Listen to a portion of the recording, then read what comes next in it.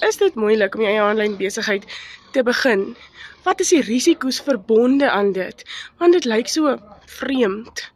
Nou vir my, uit my persoonlike opinie, die beginslag was vir my 'n bietjie van 'n uitdaging, maar niks wat jy nie kan oorkom nie. As jy die videoetjies volg, jy maak soos wat daar vir jou gesê word, sal jy daar deurkom. Hier's 'n vrag tech ouens wat ook bereid is om jou te help en jou daardeur te vat, vir jou die hele besigheid op te stel sonder dat jy 'n kopseer het van daai goed. So die begin was regtig nie so moeilikie. Van daar af is dit 'n breeze. Van daar af, ek persoonlik, ek geniet dit. Dit is vir my lekker. En nou dit is nie meer vir my moeilik nie.